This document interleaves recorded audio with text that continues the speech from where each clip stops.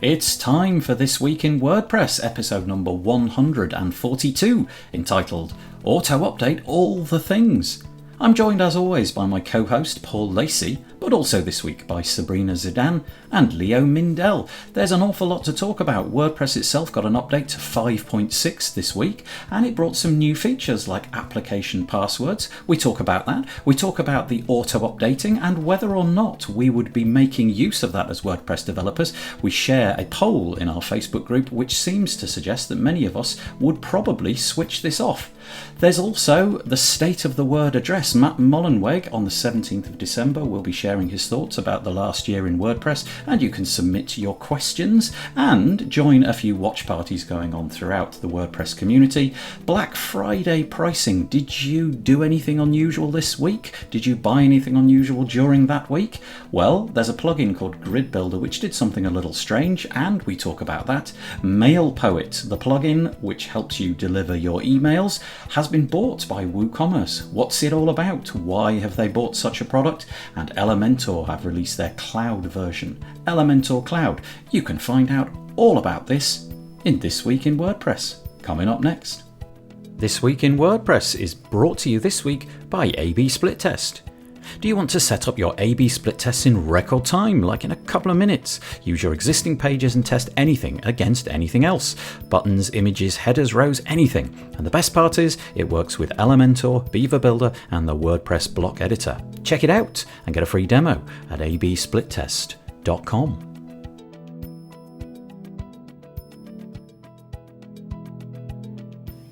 Hello. Good afternoon. Monday afternoon, 2 p.m. UK time. Monday, that means it's This Week in WordPress. Today I'm joined, as always, let's go in the usual order if you like, because I always start with Paul, but he's controversially in the bottom right-hand corner of my screen. But anyway, there he is, Paul Lacey from the Dickiebirds studio. I'm also joined by Leo Mindel from the Sotic agency, based out of Cardiff, but who knows where they're based at the moment with COVID and all. And finally, last but not least, we have Sabrina Zidane from Speedguard. How are you all doing? Very well. Good, thanks. Yeah, you're welcome. We gather this time every Monday to talk about WordPress, mostly WordPress. Occasionally some nonsense crops up, but we try to stick to WordPress. And there's actually a ton of WordPress news this week. There's absolutely loads that's happened. 5.6 has been released with a few controversial inclusions and so on. We'll get stuck into that in a moment. Before we do, I'm just going to tell you about us. We are WP Builds. You can find us at wpbuilds.com. Kind of a bit like a WordPress network. We produce podcasts and webinars and things like that. Here it is. The next link that I want to show you is how to actually find this stuff. And if you go to the archives section, this is it here. We record them live on this Monday, and then we repurpose them, strip out the audio, and make it into a podcast episode, which comes out Tuesday morning, along with the text version that we are cribbing from. So we're not just making this up. I've put together a newsletter, and we're going to go through the bits and pieces from that newsletter. So you can find that here. Last, but by no means least, we've got this deals page. Black Friday is over. I know you're all gutted that Black Friday is over and that you've tightened up your wallet, but there's still a deals page over at WP Builds. It's over here, and it's there all the time. These deals, as far as I know, we've not removed one thus far, so get a few quid off. You can search and filter over there. But let's get stuck into the news. Because I'm joined each week by Paul Lacey, it's kind of apropos that he's taking the helm on quite a lot of these articles now. So I think, Paul, I'm handing the reins to you right at the beginning, if that's all right. That's absolutely fine. And we've got a lot to get through this week. Yeah. We've got lots of tabs in our browsers open with the different articles and everything. But so to start with, WordPress 5.6 was released. And I assume it wasn't released last week, was it? I'm not making this up. It was released in between last week and this week, wasn't it? Yeah, it was, wasn't it like the 9th, I think? So yeah, it was earlier this week. Last week. Yeah, you're right. Yeah, and it's called Simone. And so I guess that's named after someone called, I'm pretty ignorant to everyone in the world. So somebody called Nina Simone, who was an American performer and civil rights activist. You've never heard of Nina Simone? You know, my baby. I've never heard of anyone, Nathan. For me. Da, da, da, Basically, if someone hasn't taught it to me directly at school, I don't know it. Yeah, she's very famous. Yeah. Should we all send Paul links to her songs? Yeah, can do. Is it on the page? If anybody wants to send us the links while we're here to educate Paul, please send them on the chat. Yeah, I'd really need some education. There isn't like a kid's version, I don't think, a kid's history book that tells me about this, so I don't know it, unfortunately. She had a very troubled life, let's just say that. A very fulfilling... I'm going to go and check this out. I'm going to go and try and educate myself because I'm so ignorant about anything other than things I'm directly interested in. So, but yeah, so this is the new version of WordPress, Simone. It is the version that has an all women or all identifying as women core release squad. And looking through the list of people, it was nice to see a few names that we've had on this show as well. So Michelle Frechette is in the marketing and communication lead team. And also Anshan LaRue is also in there somewhere, I saw. And so she's been a regular on this show as well. And I'm pretty sure that Kirsty Burgoyne is in some way involved, but isn't in the core team. So that was cool to see that. Going into, yep. Sorry, did you say something? Nope. Some of the core features, probably the headline items on this particular release. There's a lot, but there's a lot of block editor enhancements. They don't really. There's nothing majorly game changing other than lots and lots and lots of small updates that we've kind of covered over the various weeks and months leading up to this release. I know that originally it was penciled in that they hoped they would get the full site editing into this particular release, possibly as a beta. They decided to pull back on that because it was nowhere near ready. So again, I think we covered that on this show, and then we were quite pleased that they were starting to pull back on things that weren't quite fully baked. So there's a lot of block editor enhancements. Generally, it's more a case that you'll probably just notice that everything is smoother and better, and those kind of things that you don't really notice. There is a new theme, 2021, which is completely using. I don't think it's a full block as in the nav and the footer and all that kind of stuff are blocks, but the new theme is using blocks and block patterns to a great effect, and it's got lots of nice pictures. I think from which artist is it in there? I think it's Monet, I'm guessing. Van Gogh, I think. Oh, Van Gogh, sorry, yeah. Yeah. Oh, maybe it's a few different ones, but it's got some lovely pictures that help make it look beautiful because there isn't actually that much to it. But I think it's kind of the right kind of theme to launch with this particular version, to make use of the blocks and to sort of say, hey, this is all about blocks. Check it out.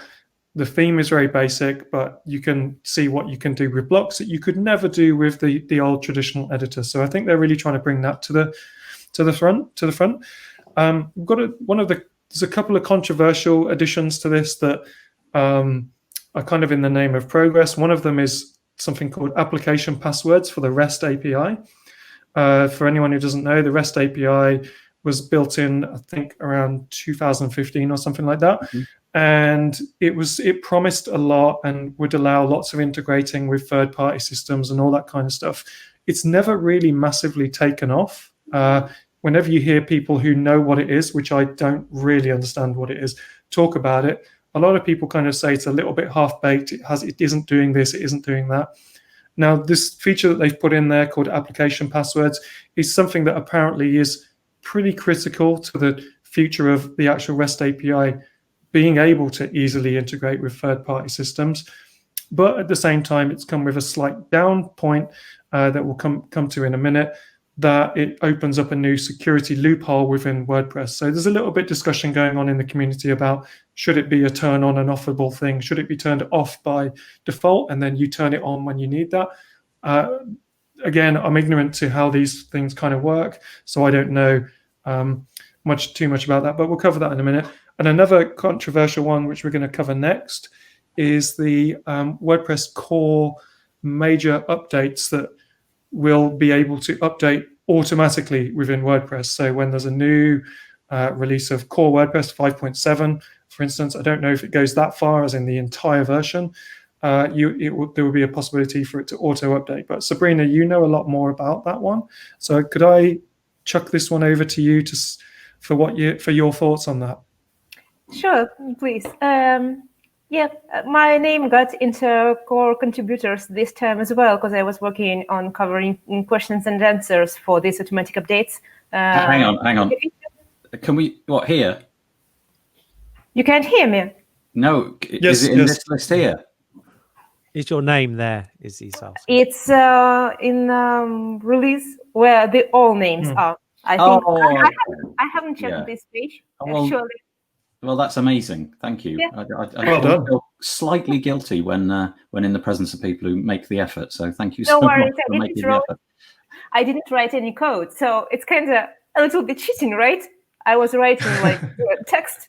Yeah. So this auto updates feature, it was in WordPress for years, since 3.7, I think, but it was enabled by constant in WP config before. So this new feature, what it does, it just adds a user interface so that administrator can check the checkbox, and updates for major versions will be held automatically. This was available before as well, but only for developers. And now it has user interface. And I think it's really nice thing to have, but also, like all nice things, it has like downside for those who are not aware what they are doing. For example, they are administrator, not a developer, checking this box, and then they have everything updated automatically, and they don't really prepared. If they're not really prepared for this may cause issues. So like any new features, just like Paul, you mentioned about REST API. I'm a huge fan of REST API, but it should be used with some knowledge, right? Yep. It was curious to me that that this kind of option hadn't got a tick box already, that you couldn't already tick this and say yes please. But also there was an article that I don't know if it was in the piece that we just read on WordPress Tavern, or if it was on a piece that we're going to come to in Wordfence in a moment, but they were making the point that really from now on it's going to be incumbent upon plugin developers especially to really make sure that they have upped their game to the point where if 5.7 comes out, or 5.8 or 6.0 or whatever it might be, they really need to be sure that they've done their due diligence and have ticked all the boxes and made sure that they've prepared, because the public backlash is going to be swift and severe, isn't it? At the moment, you can kind of hide under a blanket a little bit, because I think a lot of people won't update. I, for example, which we'll come to in a moment, haven't updated everything at all. I'm just sort of waiting and seeing how the dust settles. But if the majority of people tick this box, I don't know what the default will be, ticked or unticked, updating or not. Itself, for newly created websites, it will be ticked by default. So there you go. Yeah. And in most cases, I think probably WordPress is administered by people who don't often return to the settings and just set it up once and then forget about it. That could be interesting. You can imagine the stories in WordPress Tavern in the years to come with exactly this problem: just white screens and people screaming that things have gone wrong. And it was something that they didn't themselves do. They just woke up to find that their website was broken, and that's difficult. But if you can just untick it, I think I might go in and untick it, because I'm always looking at WordPress, so it doesn't matter to me. Sorry, Leo, take over. That's fine. I know I've discussed this with you before, Nathan, but my view is that this is the right movement along the path. Because the worst, you may say that waking up to a white screen is bad. I'd say waking up to a hack site is worse. Good point. The reason this is happening is that there are people out there who are leaving WordPress versions that are vulnerable and just leaving them and leaving them and leaving them. And we have to move forward from there. Now, that's a difficult situation. The ideal optimum situation will be that every single site will automatically update. We're not going to get there straight away. What we're going to get there is a gradual process. And new sites, as Sabrina said, will have this ticked, and other sites will have it. And eventually, probably in some point in time, it will be the default. This screen will be removed, and you'll have to change it. If you really have to change it, you'll have to change it in the code. But that's a good way. You look at the mobile phone environment and how that updates, or even the desktop environment. Yes, occasionally Windows updates do cause you problems, and us on Macs will know that the current Big Sur was a lot harder update than some others, but you can't keep leaving these things out there. And I think the vulnerability issues are the ones that we have to cover. Sorry, Nathan, go on. No, please, you take over. Not only vulnerability issues, but also the compatibility issues. Everything works better when everything is updated to their latest versions, right?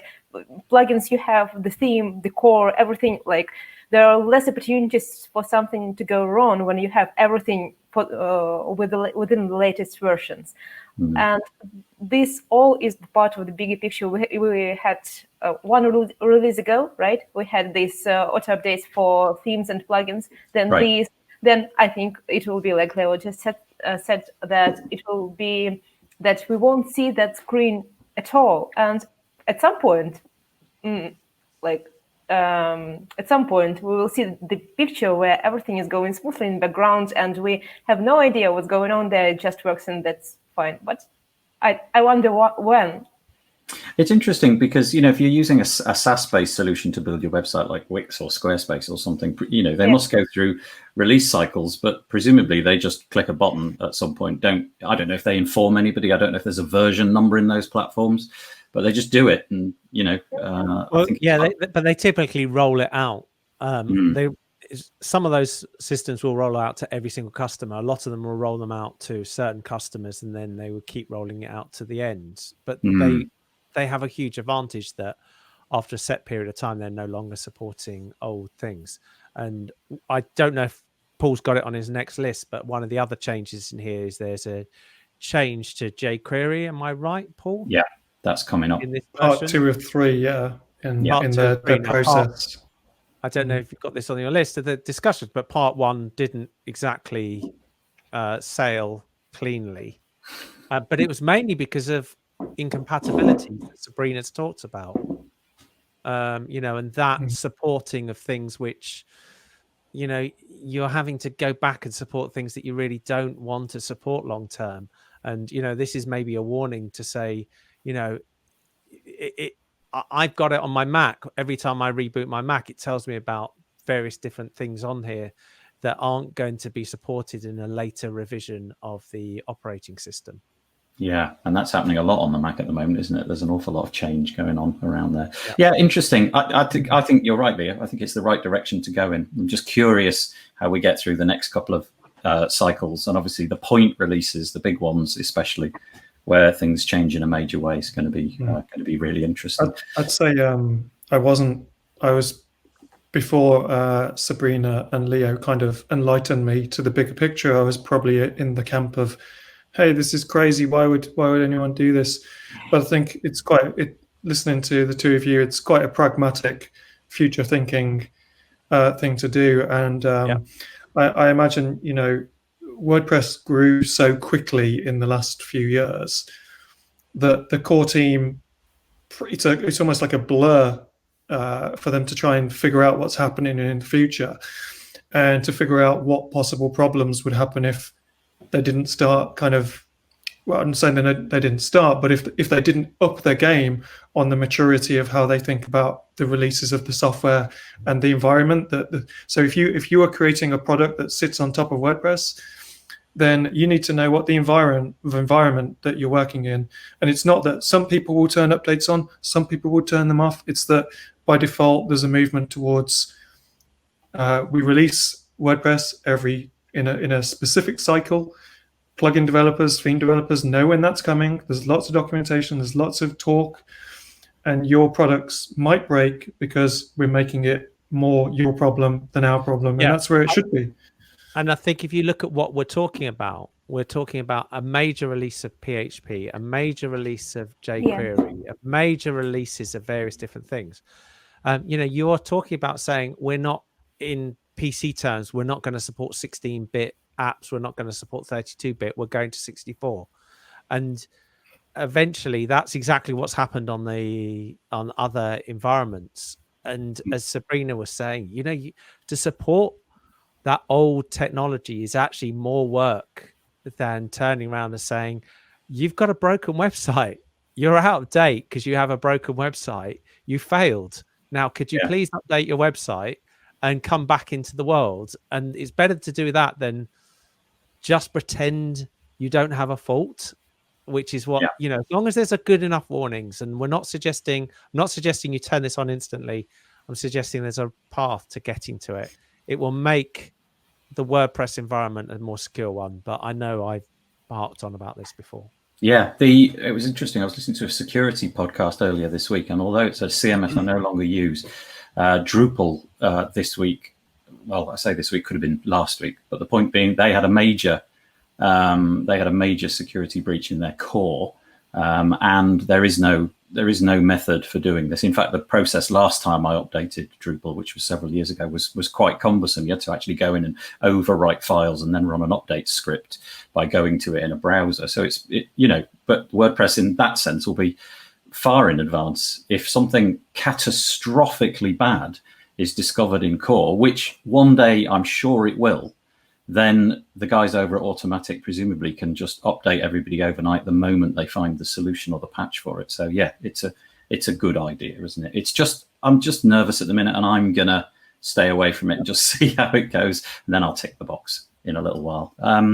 Paul, we're back to you. We're on this Wordfence article. If you finished with this one from Sabrina. Oh yeah, I think we should shuffle them around just slightly, because we've got the Facebook poll that you did in Dickiebirds, which is all about do you update your site straight away when 5.6 or 5.5 or the last couple of versions come out? And it seems like this is a good one to talk about now. So for people who are listening, Nathan did a poll in the Dickiebirds Facebook group, and it says 5.6 just arrived. I'm curious to know who has updated all the sites, some of the sites, or none of the sites.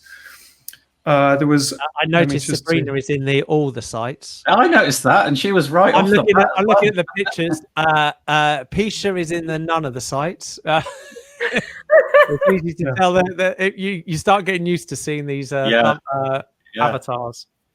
Yeah, Anshan LaRue, who is in the core release team, updates some of the sites.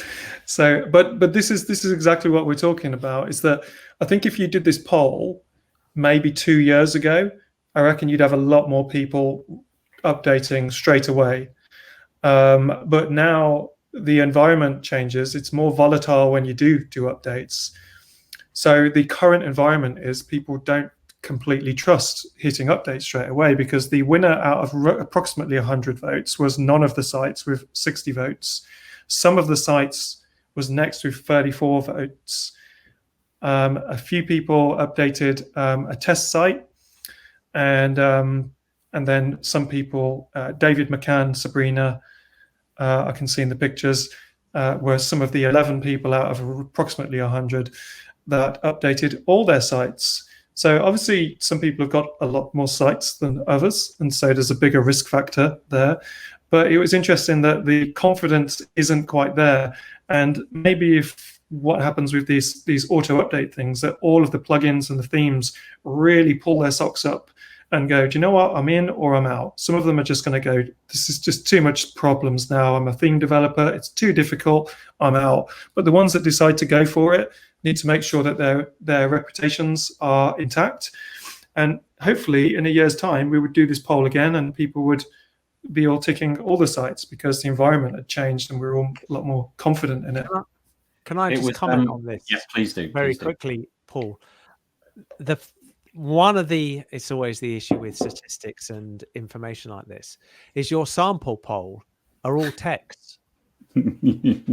So if you had asked an end user or an end person, how do they think their site gets automatically updated by their people who run it, I think they would say yes all the time, and would be shocked to hear that their supposed knowles decide not to update their site. It's interesting. I've just done the math, and there's actually 123 people in the poll. I took this was on the site about 10 minutes ago, so the numbers are right. 123 people. A full 94 out of that 123, so that's 76, nearly 77%, are in the none of the sites or some of the sites. It's very few. And if you're a WordPress black hat hacker, you're going, oh. Looks like they're never going to listen, so I've got a good target audience. Yeah, that's true. Really, people are doing the business, are doing the industry a disservice. Yeah, you've got to think about it. You've got to think about it. Framed though, isn't it? This conversation is often framed, or at least the reply often comes back. Who's updating to 5.6? And I often see the exact same reply, which is I'm waiting for 5.6.1. Yeah, which typically comes around. That's fair enough. That's fair enough. But it's and maybe the question is because you actually framed it as just arrived is the point. I cannot believe she can't be watching, or our inboxes would be full from Keisha right now. But the you know when you hear real experts on this like Tim talk about the fact that the percentage of sites that white screen after updates are such a small percentage. Yeah. That the reality is that updating your bigger risk is to not update than to take the risk of the white screen and then repair. And it's just finding the right windows, because I've been in this situation where people go, it's too, I can never update this. I can never update this. I can never update it. And then you're left with a box that you can't migrate. You can't do anything. It's too late. The interesting thing about this is it's one of the key pillars of like care plans, isn't it? Is the updating. We will update things for you. Yeah. And slowly but surely, Automatic has made it automatic, and so the core is going to update, the plugins and the themes are going to update. What aspect of that is left in the care plan? It's an interesting thought, but very conservative bunch we are. You can say that you can buy a care plan off us, and we will stop your website from being updated. What an amazing service that is. We'll do things to make it go backwards and get more insecure for you, and we will charge you for that. In a year from now, sorry to interrupt, in a year from now, there'll only be two options in this poll, and that'll be, did you tick the box or did you leave the box unticked? And that's really all that it'll be. Anyway, curious poll it was. Really enjoyed the feedback. There was absolutely loads of people that participated in that. It's one of those posts where you put it out and you think 4 people will respond, and 123 people did. So thank you for your feedback. Everybody who responded to that. So, Paul, are you ready for your Wordfence one now? Or is that? Yeah, sure. Yeah. So, by the way, Leo mentioned someone called Tim, and I'm assuming the expert, so that he gets full credit, is Tim Nash from 34SP. Yes. Is that who you're talking about? You're right until you said from. Yeah. He's not with 34SP now. Formerly. Yeah. Formerly. Tim Nash formerly is now an expert on his own thing. Yeah. He releases a Monday newsletter, by the way. If you don't know Tim Nash, just go and Google Tim Nash WordPress and sign up to his newsletter. It's very good. I got the latest copy this morning, and it was thoroughly enjoyable read. It's great. Yeah, apparently if you get the chance to attend one of his talks, they're really funny and really entertaining. Yeah, he's very self-deprecating. In fact, I'm going to find his webpage, because there's a wonderful bit on his webpage. Let me just see if I can Google it. I probably won't need to Google it. There we go, timnash.co.uk. That was fairly straightforward, wasn't it?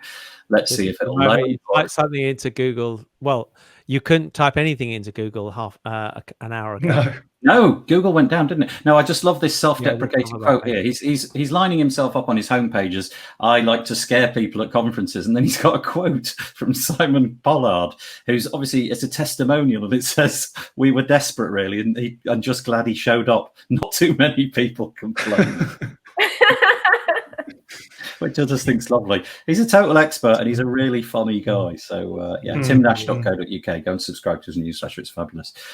Right, Paul, we're back to Wordfence. Yeah, so again, I'm fairly ignorant about this, but there's 2 articles. One is there is on WordPress.org, there on the make.wordpress.org, there is a guide to how to use this new application passwords things, how to use that, how to integrate it. I can see Cameron in the comments was glad to see this feature come in. As for me, I'm like, what does this do? I don't know. And so there's a guide there for people who want to check it out by someone called George Stephanis. And then there is another article on the Wordfence blog, which is probably for the rest of us who hear that there is this new application password thing and there is a potential risk to security. So this is a nice guide by Wordfence to talk about what the risk is and what you can do to stop it. Now, I know that because we use various security solutions with all of our sites that we look after in my agency, that the solutions that I've done that I use have blocked this anyway. So a lot of people who use something like Wordfence, there will be an option now to block the application passwords if it's just something completely irrelevant to you. There is also a plugin released by Jeff Starr, who is fairly famous in the world of WordPress security. He's got a couple of security plugins and firewalls and bot killers and stuff like that. Mm-hmm. He's released a one-line plugin that you can install that disables application passwords. So really the news here is that Wordfence has produced a guide on a little bit about what it is and what you can do. And it seems that it's pretty easy to negate this risk as long as you're aware of it. What I don't know, I'd be interested if anyone else in the panel knows, is that if you didn't read the article about Wordfence, or your stance on WordPress updates was you do all the updates, you keep it simple, but you don't use any plugins or anything like that. I'm wondering if you're at risk, if your site is more at risk than it was before as a result of 5.6. And if that is a yes, should the way that they've launched application passwords be slightly different so that it was turned off and then you would turn it on with a UI or something like that? Now, I'm totally ignorant, and someone might say that is fundamentally wrong, Paul. That's not how it can be done. But I'm just interested to know if this is a security risk, should it be rolled out slightly different? And I think, Sabrina, you probably know more than I do on this one. So I'm definitely looking towards you. I think that this highly depends on who has the access to press the button. You see, so if there is a team, say, for about 30 people working on the website and 5 of them are administrators, I would definitely like to hide the option for them to let any application to access the website, because someone at some point would occasionally press the button and some bad things might happen, right? But if you're the only administrator and you know what you are doing, you won't just be like my mom won't be clicking random buttons and then what happened? I never clicked it. No, it wasn't me. I think it makes a lot of sense for some teams that give capabilities to a number of people. Maybe not the best thing to do, but for knowing developers, why would we worry about that? It's interesting on the Wordfence article. The kind of the most likely scenario that they paint is an actual social engineering kind of attack, not a kind of like a brute force attack or a code-based attack. It's literally somebody, I don't know, via email or a spear phishing attack, something like that, or literally just walking up to somebody and asking them. This is the most likely scenario, they think. And just because Paul said something a moment ago about Wordfence, I think they've enabled this by default. If you've got Wordfence, I think this is on, and on the screen right now is a list of checkboxes which we can see, and there's one of them where you can disable this feature if you need this password. But sorry, I felt like I was interrupting you there, Leo. Okay, there's lots to unpack on this, but I'll try and be brief. There's a few things in here. First of all, the whole reason we need passwords in here is that we have an API that has a huge potential to expand how we use WordPress. So whether that means that you're talking about headless CMSs, it means that you've got publishing coming from social media sites back into WordPress, that you're building a mobile phone app that enables your publishers or content creators to work remotely. There's lots and lots of reasons that that you would want to use the API. And at the moment, the API didn't have any security. So that you need to come up with this. I agree that by default, I would argue that a site should be, are you a wholly contained WordPress environment? Yes, then that should be set to no, you do not enable this.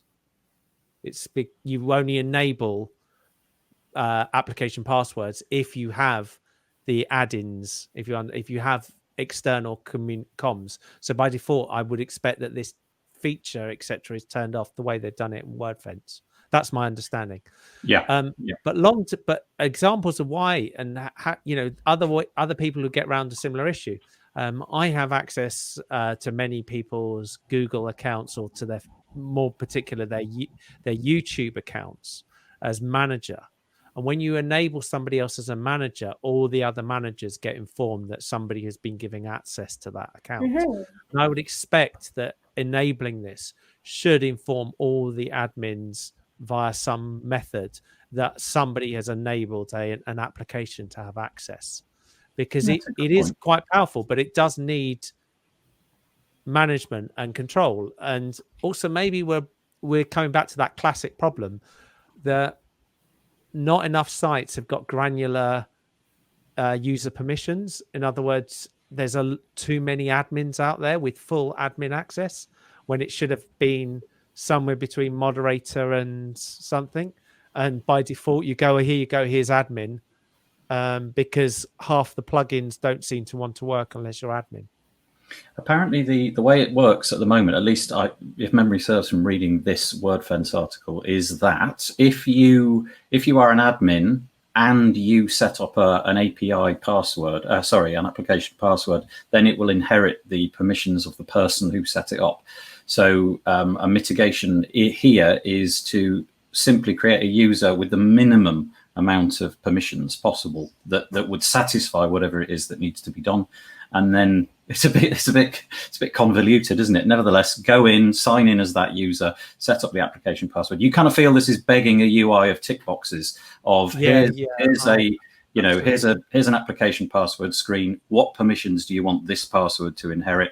And then we create the password and it's done. But and how long does it keep?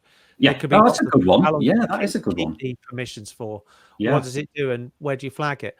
I mean, it's very easy. I have two-factor authentication virtually on everything that I can.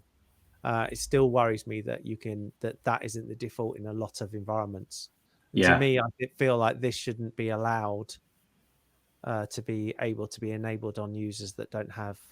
They shouldn't be able to enable this out. And approve it without some sort of two-factor authentication. Yeah, it feels like if you really... Sabrina said not her mum. Sounds like don't trust Sabrina's mum. It sounds like something that if you need it, you should go and find it and tick the box. It'll be in a setting somewhere and it will take you 3 seconds. If you don't need it, maybe switch off. But, let's see. Maybe the developers have got a very strong case. Leo was mentioning earlier about the jQuery update, or maybe Paul was, can't remember, somebody was. Anyway, it's in this article. And again, Sabrina, not to put you on the spot for the third time, sorry. I'm wondering if this is of interest to you, the idea that we've got a kind of beta compatibility with PHP 8. Now, I'm not a great follower of what's up in PHP and what separates 7x from 8. Do you know anything? Have you got any insight? Is it security? Is it speed related? Any thoughts? Isn't that fun that in this release of WordPress, we have kind of philosophical question rather than like developers question? Yeah.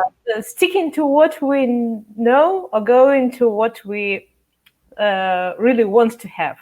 Yeah. I think that's it about everything that we have right now going on. And the same with PHP 8. Shall we make WordPress more compatible with newer versions? Shall we abandon 5.6? Finally, this is the same thing. When PHP 8 was just released, I think it was SiteGround who made a newsletter saying now our servers support PHP 8, and some people would go to their panel and check the box to have PHP 8 on their websites without knowing that WordPress at current version doesn't support PHP 8, and get in troubles with that, and it's going to be more and more of such situations in future if WordPress won't be able to support PHP 8 as soon as possible. Can I ask you, Sabrina, another way around to look at that? There's a lot of core basics that appear to be changing in one release. Not only are we changing a release of jQuery, we're also changing or we're supporting other on PHP. And maybe I'm reading this wrong. That sounds a lot to be doing in one release, and a lot of things which will point to my plugin doesn't work because which one of these? Because of what? Yeah. Because of what? It sounds a huge amount to be changing all at once. Right. Yeah, it seems like this, but all these changes, they were not they were not prepared just now. They were prepared a long time ago, and it just happened. We lost Nathan, I think. It just... that's right. Yeah. He wasn't adding to the conversation anyway. Yeah. It's fine. We can keep going without him. I think he walked out last week, didn't he? Try and chase down a postman. There was a man in his house. A man in his house. Maybe the man has come back, and that's it. So I think the question really, Sabrina, it's like everything is: should we always? What is the objective, and how do you make sure? Because you've been involved in releases, how do you make sure that what you include moves us along, but you don't jump too far forward? Do you ever have that thought? I do. Yeah, I think the other members of team do have as well, but you never can predict actually, right? And all these updates, they were prepared for a longer time. It just happened that they were shipped in this release because some of these updates, they were planned for 5.5 and they just didn't manage to get there. I don't know, which is to go, we need to go. Yeah, I think we do. Apparently, according to Cameron, Nathan has gone to reboot Google servers for them. So, my internet just died. That's the first time that's happened in years, and it just blipped out for about 2 minutes. But I am thoroughly blaming Google if that was the conversation you were just having. Yeah, we did. Yeah, I'll tell you what. We think that Sabrina's mum pulled your plug out. She was messing around with things again. Press the button. Always pressing the buttons. Nathan's gone into tier 6 lockdown, which is when they remove the internet. Even the buttons don't work. Yeah. Did you manage to finish up on that piece though? Were you? Yeah. Okay. So I wanted to just briefly go back to what we were talking about with how many people you often have as administrators in WordPress, and there's another thing that I imagine is on the core team's think list is that. From my memory, if you're an administrator, you have access to widgets and menus in the appearance section. But if you're an editor, the next level down, you don't have access to widgets and menus by default. So that's why I think you often get so many administrators on a website, because it gives you access to some site controlling things that someone might not know. You can use a plugin to change all the levels. So it makes me wonder, when they're moving towards full site editing, whereby menus and the equivalents of widgets will be in the front end editing, will those features, I wonder, be locked down in the Gutenberg plugin or locked down in WordPress in general to only administrators, or will there be a shift to editing sites means editing sites? Anything you can see, you're editing. And I think that kind of screams really for a kind of super admin level by default in WordPress, as in, the person that installs WordPress and all the people that then access it. It might be a good time for the core team, with the plans that they've got, the security updates, the UI changes, the things that you can do, to revisit the core permissions of WordPress in some kind of way to give more to editors or have a super admin level. That was in my mind throughout the whole conversation. We did that one, Nathan. Oh, did you? So you've mentioned that there is this comprehensive guide. That's brilliant. Okay, thank you so much. The next thing we've got on the list is the state of the word, actually. Yep. So this is to say. Sorry, say again. On 17th, isn't it? Yeah, it's an interesting thought, right? So Matt Mullenweg, if you don't follow WordPress, how it all, the structure of the politics behind it and so on, and the organization of Automatic, Matt Mullenweg typically delivers his State of the Word address at WordCamp US, which for obvious reasons didn't occur this year. And so they've decided to take it online And you can, if you like, join. I know that Dan maybe, and maybe Leo's involved with this, I don't know. They're doing kind of like a watch party with a sort of social after the fact. Yeah, so we spent a long time. Dan spent a long time coming up with the name, and it's called Stake of the Word. That's it. It's good. I like it. It's been led by some Americans, so I'm assuming it's going to be like a 48-pound thing on the grill. Okay. It's going to be in pounds, not grams. But the principle is he's going to do it. I'm guessing it's going to be in some way pre-recorded. I don't know whether it's going to be actually live or whatnot. But you can see on this page, wordpress.org/news. I'll put the link in the show notes. Don't worry about that. And this is what you can do. You can join and watch. However, if you want to have the opportunity to ask a question, it says down here, you can do that. The simple way to do that is to submit a video. I think they're asking for questions. So could have done that. You could. Oh, is it gone? Yeah, 14th. You're right. It's gone. Yeah. Okay. Too late. If you didn't ask your question, we've done a disservice to the millions of viewers of This Week in WordPress. If you want to ask a question to the big orange heart Stake of the Word one, then we'll be more than welcome to have your questions and comments as we'll be running the watch party. And there's, as I say, there's a number of people doing it, so we'll give you a link. And then, so you're all watching it together, making comments, chatting, and so on. And then, after the fact, just like a bit of a hangout. And the idea is, well, obviously, maybe you cook something. In this case, steak or something, but just hanging out, right? Yeah. So how do we join the watch party? There will be a link. I will dig out the link and I'll send it to Nathan in 10 seconds. Yeah, cool. That'll be fine. I will post it on the screen, or at least read it out loud. Okay, so that's done. Thank you. I didn't realize we missed the State of the Word. First thing I'll just quickly mention is they don't have an uppercase W and P in their official graphic there. So that's naughty. What's grief? I want to zoom right in on that. Look, you're right, Paul. Lowercase. Spotting that. Oh. Yeah. But the thing about State of the Word is it's a little bit like a trailer to a sequel of a film. You know, last year this happened, and this year this is going to happen, and so it's kind of like it's always like a great, slightly rose-tinted look on last year and next year. And then I don't know if you're on YouTube, you ever watch those honest trailers if they really knew what was going to happen, this is what the trailer would say. But I'm interested to see. I do think Matt Mullenweg does tackle tough questions when he's asked those questions, and I think he deals with them really, really well. So I'm wondering how much he's going to address, these fundamental philosophical changes in WordPress, like what Sabrina was talking about. I wonder if those will be addressed, and it's definitely one I don't want to miss. I definitely don't want to miss the highlights anyway. Yeah, in WordCamp Europe last year, which Leo and I were at, and Sabrina, you were there, weren't you, Sabrina, in Berlin?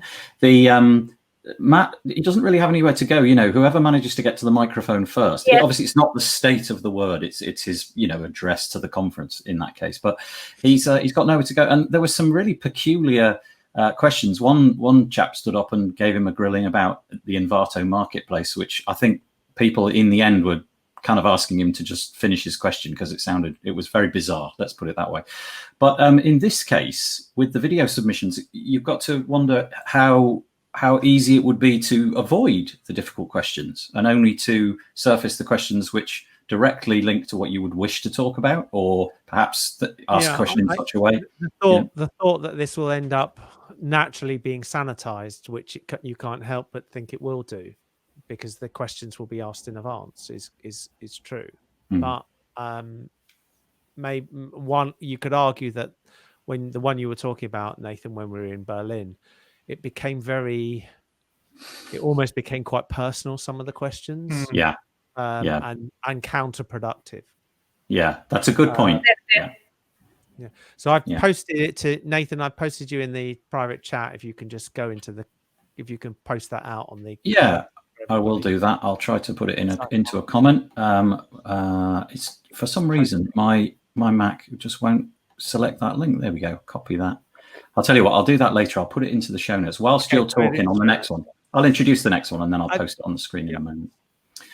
Okay, right. Okay, state of the word. Good job. The next one is a bit of a weird one. And Leo and Sabrina, you've got no insight into what's coming because this was an email thread that I had. And this is prompted by a plugin which was on sale during Black Friday. And obviously, Sabrina is a plugin owner. No commercial arm to that as yet, but I'm interested.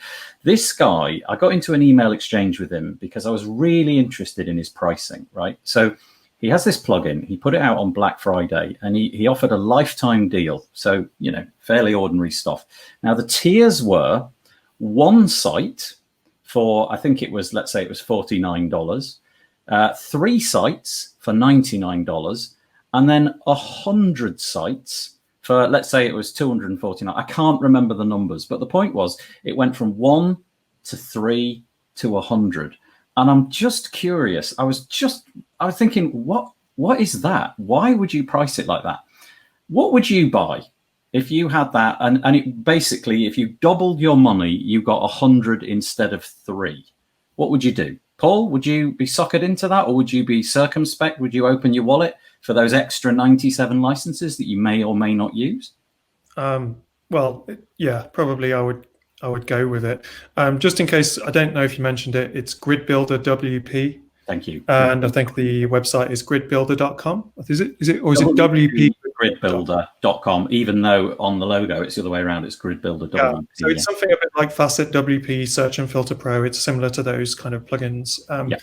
So yeah, I think what was interesting and probably what prompted you to speak to the chap at Gridbuilder WP about this was that we'd covered a few articles that on the weeks coming up to Black Friday, one from Pixel Grade, who were fundamentally against the concept of flash sales and that kind of stuff. And for them, that was completely the way to think about it. And then there was, at the same time, obviously there was, hundreds of WordPress plugins and SaaS apps and stuff doing lifetime deals for Black Friday. And it was a kind of a, why do people do the lifetime deals on the Black Friday? Do they do it because everyone else does and they're pressured into it? And I think our assumption, definitely mine, was like, yeah, a lot of these companies are doing this because they're pressured into it because everyone else is doing it. But I think the answers that you got from the chat from Gridbuilder kind of showed a deeper reason and a really, really strong business case why you can do a lifetime deal and why it makes a lot of business sense if you've got a strategy behind it. And I don't remember all the things, Nathan, that he said, but he'd done the maths. He'd done he'd kind of taken into account exposure for Black Friday. He'd taken into account the typical types of customers that he will get on a lifetime deal, and he'd completely done the maths. And the result of it was it totally works as a business point of view. It definitely wasn't falling into the category of you will get completely overwhelmed with too many customers and you won't have any money for the next few years. And it worked for him completely. I'd say if you put it in the other way around and not look at the number of sites, but look at the type of people, you've got a site owner, you've got somebody who builds a couple of sites, and you've got a web development company. Yeah, that's it. And all he's saying is, I am slicing my clients according to that. And really, what you don't want to be doing is saying, well, I'll pick my top 35 clients or my top 12 or that. I might as well go for the whole lot. And if I'm going to use it, I'm going to use it across everybody. And I don't know if he had another tier above 100. No, he does. As a regular pricing, if you pay annually, he's got unlimited, which I think is limitless. There is no upper amount. But it was just really curious to me that I've never seen that pricing before. I should also say that I did ask him if we could talk about this and I could discuss the content of his email. So I'm not just discussing, if you send me an email, I won't talk about it on this in this forum. I did ask him. But just curious, 1, 3, and 100. Wow. Yeah, but it's almost that same argument when you have things like unlimited, you have a ticket for the train. You get a one journey, you get a weekend pass, or you get an all eat as much as you like. And at 100, you're not quite giving them everything, but you're nearly there. Yeah. Curious What do you think sold the most? I expect the 100.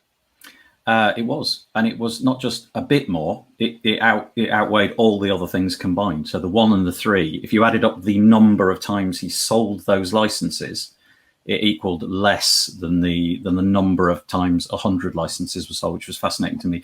I've just opened up the Facebook comments in Facebook, and it would appear that some of them aren't coming through, because I just saw a comment from Chris Hughes in Facebook itself saying that he had bought this, but I can't see it coming through on StreamYard. I can't see it either. I can't see it. No. Yeah. So apologies if you've made a comment today and we've ignored it. Must be going through Google services. Yeah. I bet it is. I'll bet you're right. Some of them are coming through. We can see some, but not all of them. Apparently you can run around now and break into anybody's house because all their rings are broken. Yeah, that's true. Did you hear? I'm going to go totally off tangent, right? None of this is rehearsed. We haven't mentioned this at all. Have you heard about Amazon's Sidewalk project? Because Leo mentioned that. If you have an Echo device, don't say the word. If you have an Amazon device that starts with an A, they're going to start by default using your Wi-Fi and share it in the neighborhood. So you can use your Internet of Things devices in a much bigger area. And now, why you would want to do this, I don't know. But it's just curious that Amazon have taken this step. They're basically piggybacking other people's internet connection to allow you to use your IoT devices in your neighborhood. So you could, I don't know, unlock the door from the park or whatever it might be. Very strange, but apparently it's really secure. Really nice. Say? Doesn't seem a really nice thing to do. Yeah, I listened to a podcast where a guy talked about it for about an hour, the security implications of it, and it's rock solid. Apparently, the security model is rock solid, and the amount of data passing over the wire is tiny. So it's not like it's going to eat up your, you're not sending video. It's not that kind of thing. It's just allowing you access to your Internet of Things devices. Anyway, sorry, totally off message. Sidewalk is naughty. Yeah, go and listen. That was by We Are Visualar. Put a comment in and go and listen to the Twit Network, TWIT, This Week in Tech. They've got a podcast called Security Now. It's the latest one with Steve Gibson, episode number 700 and something. He explains it all, and it's pretty good. I like it. I don't have it. I won't use it. But okay, next big piece of news. This is probably the biggest piece that we haven't managed to get to outside of WordPress core. MailPoet, which is a email, I'm going to say delivery service. It's not, is it? It's a service to construct email. And then I think you piggyback off something like Amazon SES or something to actually send the email. It's been bought by WooCommerce. I don't know if anybody's got any thoughts on this. Is this a big thing or a nothing? Don't know. You slightly misdescribed it, which is understandable. But so there's a few things. First of all, just talking about the lifetime deal before, MailPoet has just been acquired by WooCommerce, as we've just said, but it also, MailPoet was on a lifetime deal on AppSumo and might still be on a lifetime deal on AppSumo just a couple of weeks ago. And I got that as well, and I'm really pleased with MailPoet. But essentially what MailPoet does do, it does do MailChimp type newsletters from within your WordPress system, which a lot of people would immediately be thinking, oh, that doesn't seem right. But that's not the true power of it, and that's not why WooCommerce have bought it.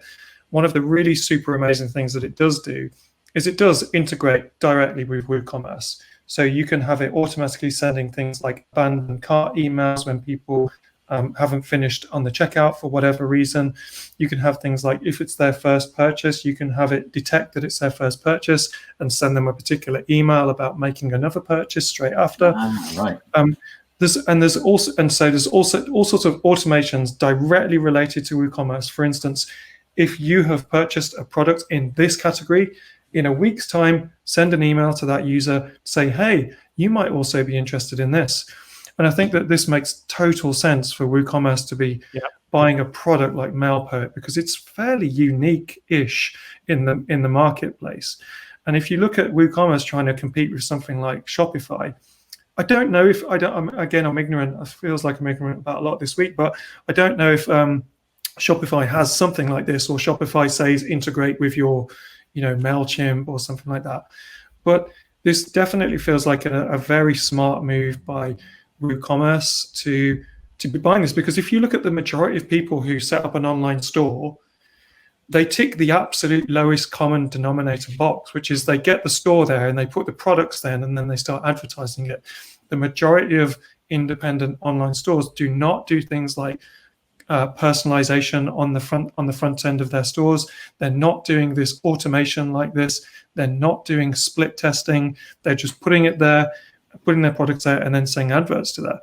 And to me, this kind of means that I don't know what this will mean for WooCommerce customers. They probably won't get it free, but it's going to be pushed a lot. And I think that it will help people understand that there is a bit more to launching an online shop than just putting it there and then sending adverts and hoping for the best. So I think it's a really great feather in the cap for WooCommerce, in my opinion. And I love this tool as well. Was this a great tool? Were they basically buying the people here? I didn't read the article too closely. I think they bought the team and the product, from what I understand. Also, I think it does have, I don't think you hook it up to something like Amazon SES. I think you can if you want, but by default, MailPoet has its own sending service. Thank you. As part That's of good the to know. product, which may be it might be using Amazon. I don't know what it's using, but one of the things we actually use it for is simply for transactional emails in general, and we use it, and we hardly use any of the settings. But for anyone who's serious about using WooCommerce, this is the kind of thing that allows you to build those super amazing email funnels straight from your WordPress integration, which is nice, I think. Do you know? Sorry, Leo, you carry on. Sorry. I think that's Paul sums it up very well. We've got to look at this and about the transactional emails, and transactional means people that haven't necessarily completed a transaction and people who have completed a transaction and how you follow up. If you look at how things happen in big commerce, for example, eBay, you'll just search through a few things and about 14 minutes later, you'll get an email to say, we found some things that look like you were interested in them. Just don't search for the wrong things on the wrong computer. And you will have all of this all the time. This is where a product like MailPoet comes in very well. And as Paul said, e-commerce is getting smarter. Not only do I mean that in terms of technology, I also mean that in terms of look and feel.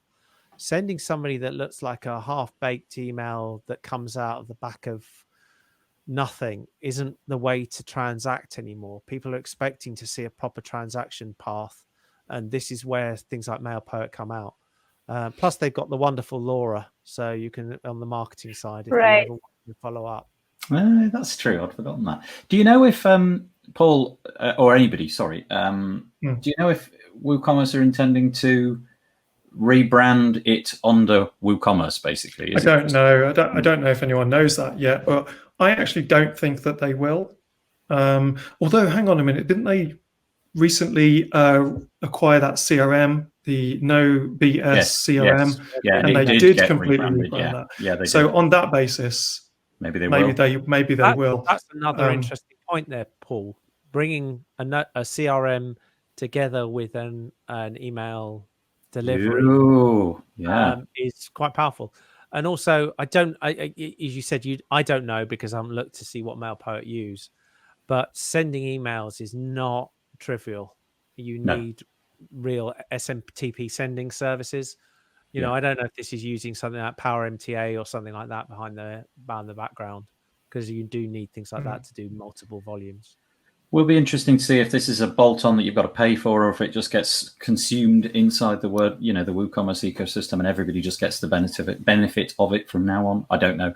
And also, Paul, last question about this one. Do you know if the people who were lucky enough to step onto the lifetime deal, do you know if they get grandfathered in, or if everyone's fine, basically? Right. Okay. No difference. They've addressed that, and it's Laura Nelson who works with MailPoet. Who, if anyone, we probably all know Laura to some extent or another, because she's very active definitely in the UK WordPress community, and she used to work for an agency in Brighton.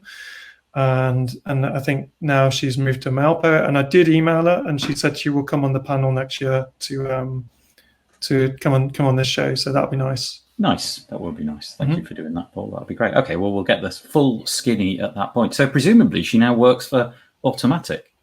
I guess so. Yeah, interesting. Sabrina, did you want to say something then? You look like you were going to say something. Yeah, thanks.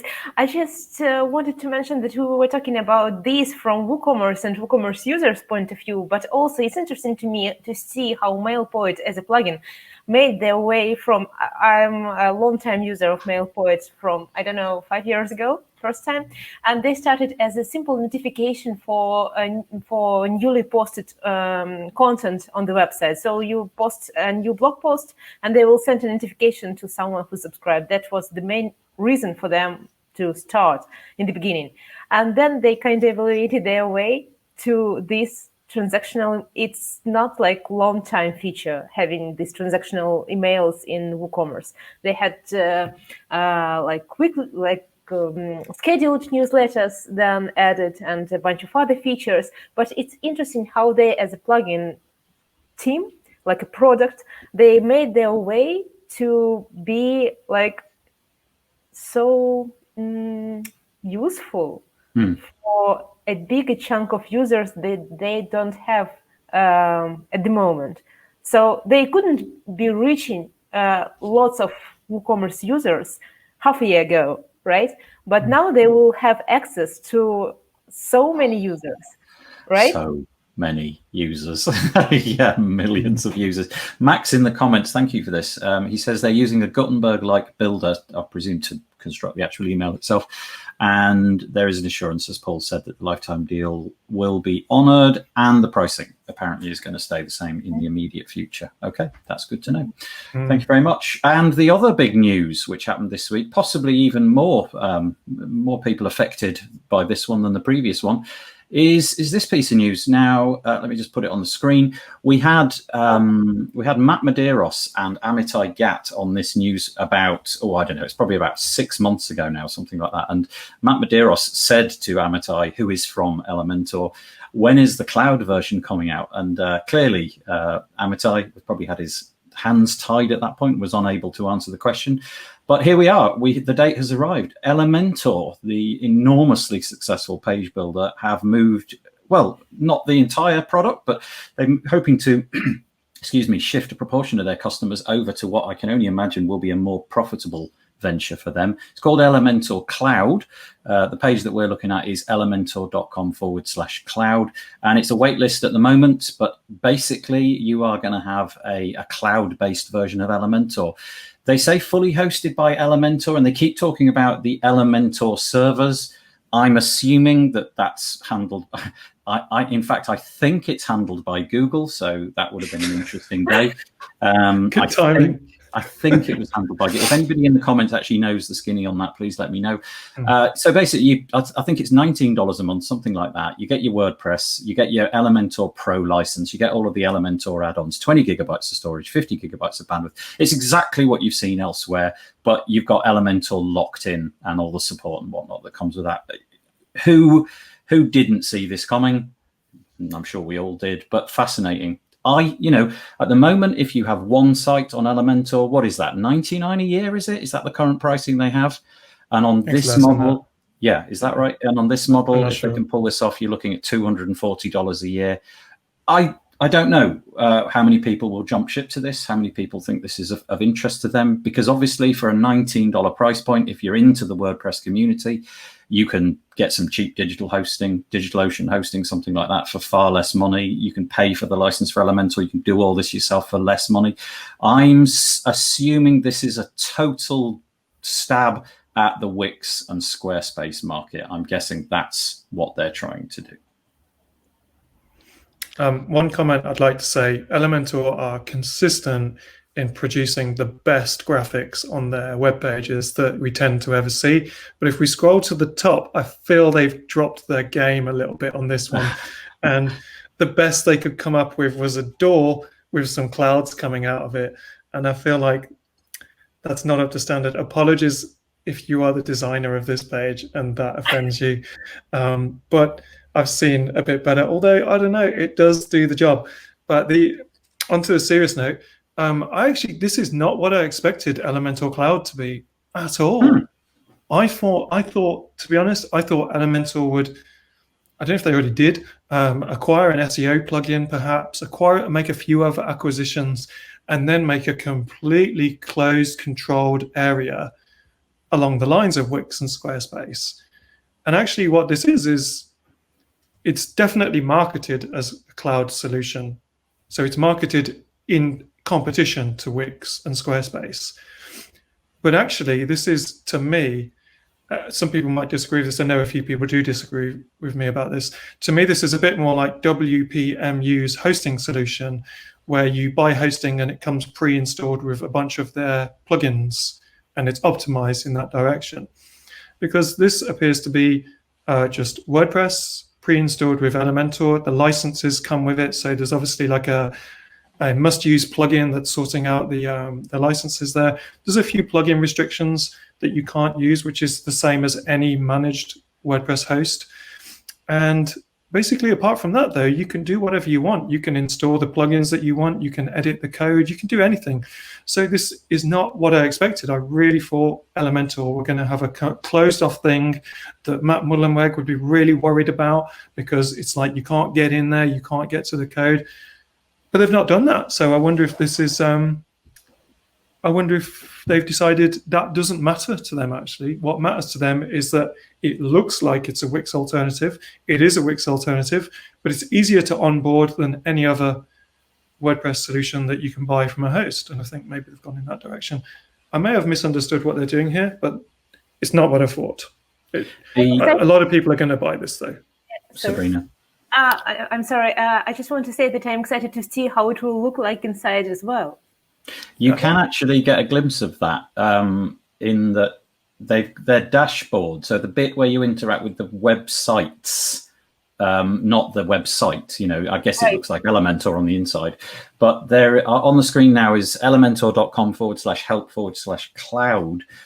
This is how I came about knowing about this. It came a hat tip to. Oh, can you not see? I'm sorry, I'm just showing it as a link across the bottom. Yeah, you see it as a link. So my take of this is that like anything, the industry moves. We change what is the front of where we're actually having differences at the time, and I think it's quite an interesting way to go. I think this is just another nail in the coffin of those that think that they can host their own stuff on their own servers, because that's just another one of like, oh, but you've got to host it with me because I've installed Elementor for you, or I've installed this, and I'm sure it'll be the same with Divi. I'm sure it'll be the same with Beaver Builder.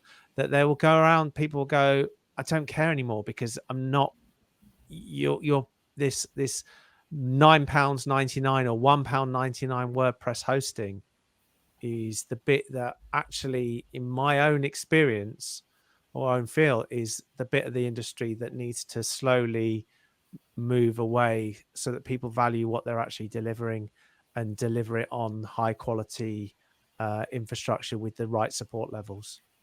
And I'm sure I'm going to get people. I've just gone and reduced my Christmas card intake by about 50% there. That's my feeling. Down from 2, eh? Oh, yeah. Well, I was already off yours. So. I spied in the docs, and I can't now find it, but there's some restrictions. There's the usual. Well, you can imagine the competitive restrictions. You're not allowed to install a slew of rival WordPress page builders. So Beaver Builder is not allowed. Elementor is allowed, obviously. Divi, I think, was in the list. Oxygen was in the list. All the other ones that you'd imagine, Breezy and so on. And then there were a bunch of things, a bunch of normal plugins. I think like the SiteGround caching plugin for some reason was disallowed. But yeah, here it is. Fascinating. Well, the next thing that will come out of it, is... maybe they'll do a deal with another company in the same country who builds static websites that are literally just 5 minutes away from Elementor and stuff. Yeah. Actually, but I'm sure you're not wrong. But yeah, that's it. All of the things that you've talked about there, sites like FlatSite and Stratic, and you can work out which one I meant in there, do not want you to install certain plugins because they take control of all of that. Yeah. Yeah, good point. And obviously, if you're on the Elementor cloud, they don't want you experimenting with another page builder. So the price point, I think was, yeah, go and have a look. It's $19, I think it was. There's the page, elementor.com/cloud. Where is the price? Because I think the price, like we saw the price, didn't we, in the Facebook group? Because someone had a screenshot of the landing page when there was a price there, assuming they didn't just Photoshop that just for a joke. But the price doesn't seem to be there anymore.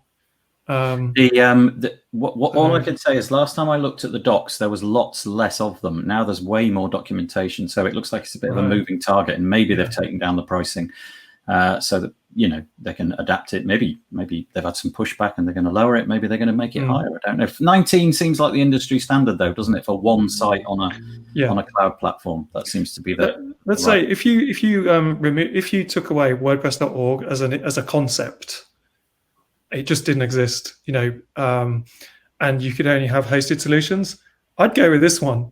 Do you know what I mean? This is because you can do all the things you can do with WordPress, but it's just pre-hosted.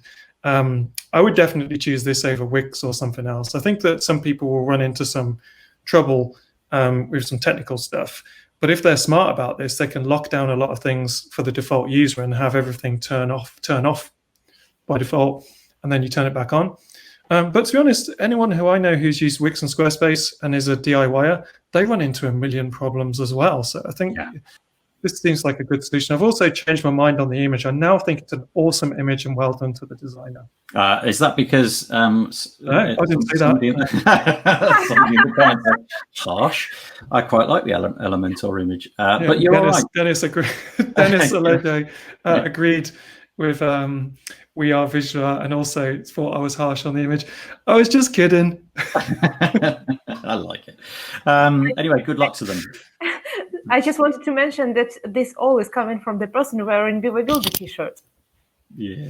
Oh, yes. Yeah. So what I mean is without WordPress.org, Beaver Builder couldn't exist, could it? So I would have to use Elementor or Wix or Squarespace, and definitely I'll go with Elementor on that basis, no doubt about it.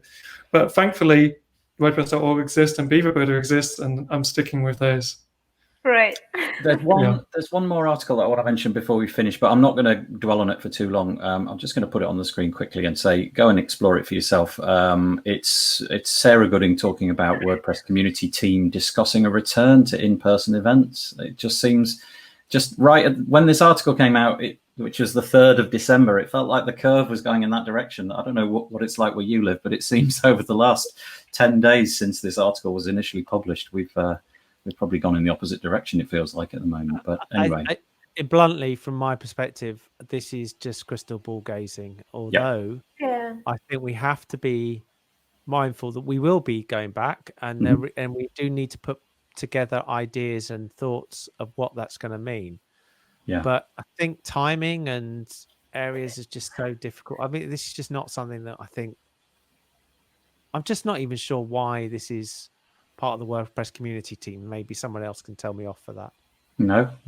I guess, like you said, crystal ball gazing. Somebody, in this case, Sarah Gooding, desiring, just publishing about the fact that the team would like to plan for it. And I guess that's true, isn't it? Because the lead time on a WordCamp, let's say WordCamp Europe, is massive.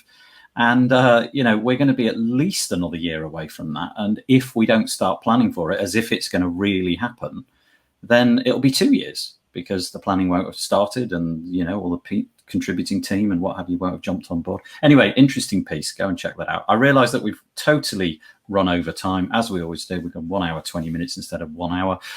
All I can say is thank you for those people who attended live. Thank you very much. If you want to watch this, you can go and find it over at wpbuilds.com.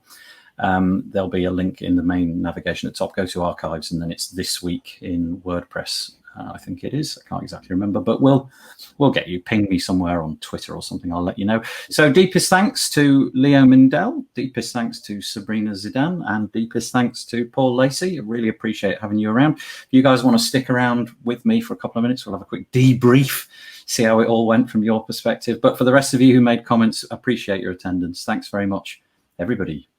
Have a good week. Thank you. See you next week. Bye-bye. Bye.